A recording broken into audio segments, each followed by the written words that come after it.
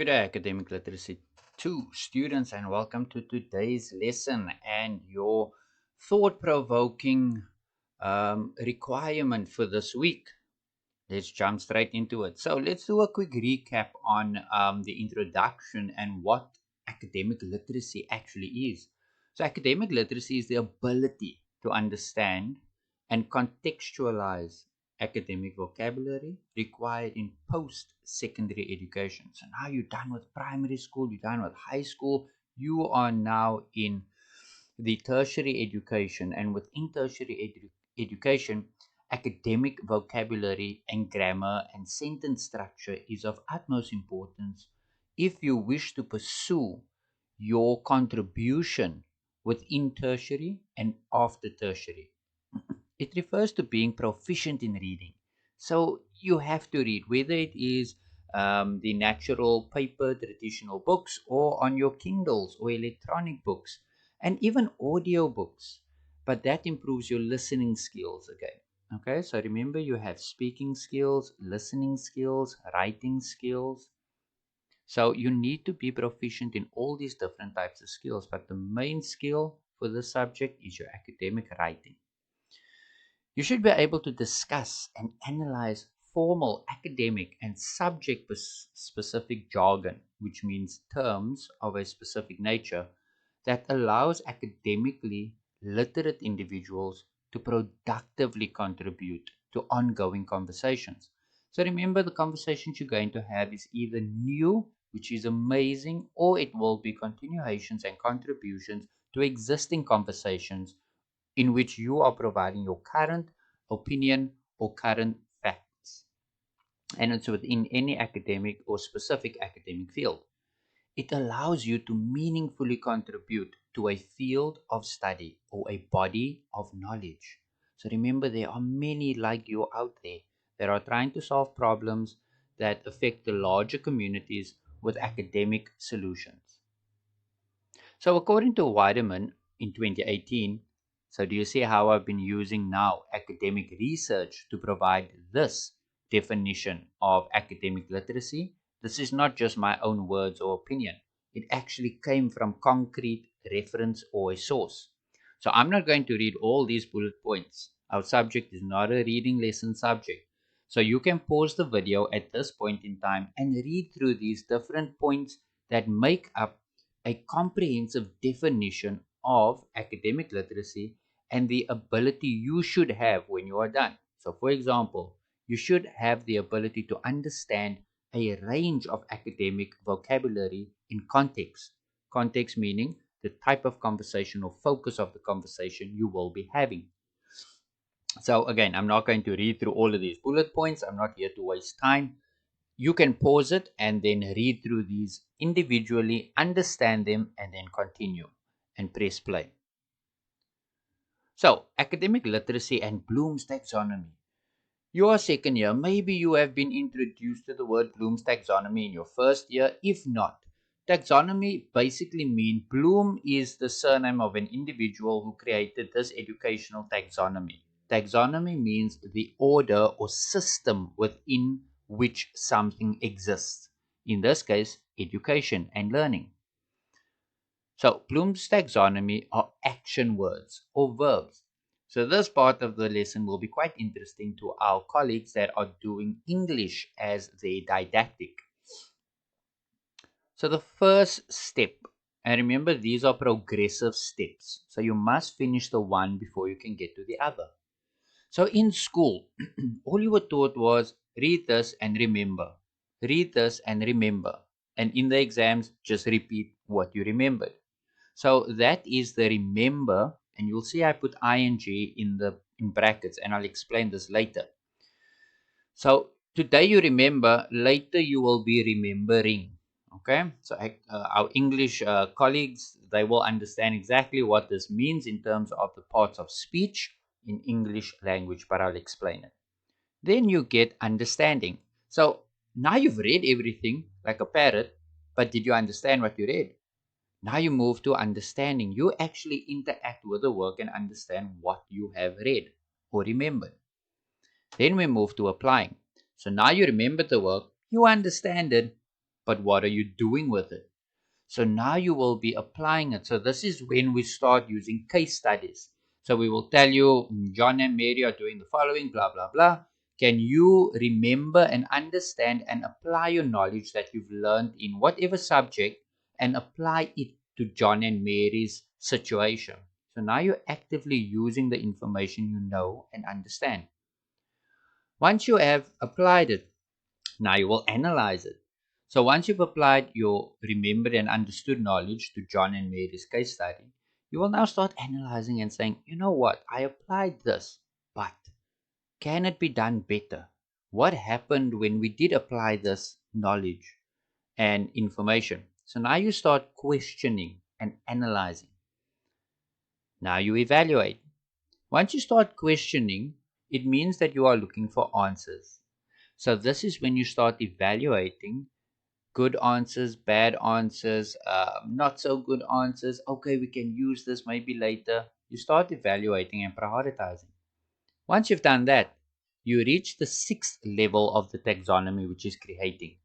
Now, this is when knowledge moves from just plain information to um, applicable knowledge that you use to create various solutions after you've evaluated options based on an analysis of information that you applied, that you actually understood, and that you firstly remembered and studied in the first place.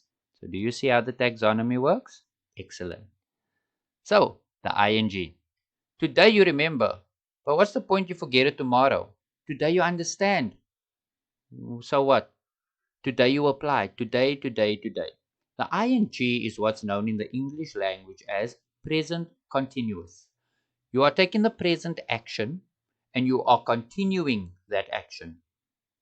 So you are creating, you are evaluating.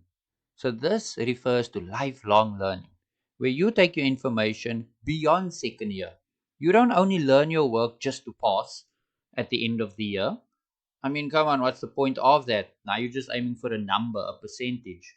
That means absolutely nothing if you are going to forget your work and not use it next year or the year thereafter, or even share your knowledge with other people that does not know what you know.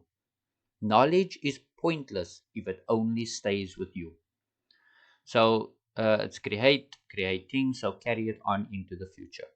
You can click on this link over here, or you can scan this QR code if you have a QR code scanner on your phone and watch a video around Bloom's taxonomy and the different levels within the system.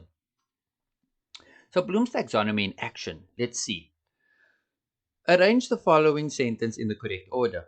Eating the proof of pudding the in is. Now I know automatically from remembering at school that this is that the proof of the pudding or the eating is in the proof of the pudding, right? So regardless if I got it wrong, the point I'm trying to make is that according to you or even to me, which of the six skills are being tested and used? Now when I say skills, I'm referring to these skills. So which of the six? You first had to remember something. You had to actually understand what you remembered. You had to analyze the incorrect version. You had to analyze it. Then you had to apply your knowledge. So once you know all six, you can jumble them up and not move in one order. But you first need to move through all six before you can start using them. So first we remembered something which we understood. We analyzed our current problem and then we applied our knowledge. Then we evaluated to see if it's correct. We didn't create anything new. So that's a simple example of how to apply or understand how knowledge and learning is applied for yourself and also as a future teacher to your students. So, making an argument. Now, the word argument in academic terms is not what you may think an argument is. Two people shouting, pointing fingers, ready to hit each other in the face. No. An argument in academic terms is basically the logical and academic presentation of an opposing view. So somebody that has an opposite view to what has been already been presented or being presented. And that's an argument. Okay, so know the difference. And in life, outside of academic literacy, arguments are pointless. Okay, in normal life. But in academic life, arguments are beautiful. It lets you understand how your brain works, how it thinks, and how it presents information in a logical, mature, professional manner. And you have the ammunition and the ingredients of language and vocabulary. So reading and understanding is important. So an argument is basically a point of view on a subject and supporting it with evidence.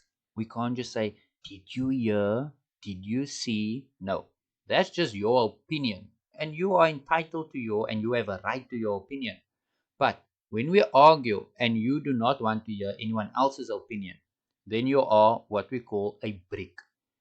You're basically just stubborn and you don't wish to listen. Nobody is saying that you must agree with my argument, but listening and providing your end of the story with evidence as to why you think in a different way is what an argument is actually about. It's what we commonly refer to as debating in schools when you had debate clubs. One topic, different views, but bring it across professionally. Um, Most of the course material you read is or has been debated by someone somewhere at some time. Even when the material is presented as simple fact, it may actually be one person's interpretation. So remember that fact is just how somebody saw it at some particular point in time. And at university, you have to examine that interpretation and define it, refute it. Refute is just a very nice vocabulary word of argue it or go against, right? Refute. There you've learned a nice word if you didn't know it. And when you learn new words, write them down and start using them and applying them. So now you remember the word, you understand what it means. Now apply the word.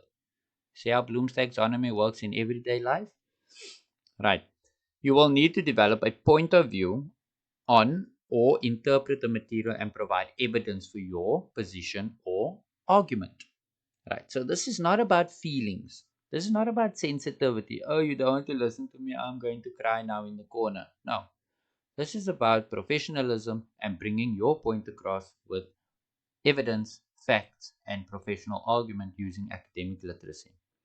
So when you begin to write your paper, you have to ask, or when you begin to write or do anything, right? So I'm gonna actually take this word paper out from this presentation in future.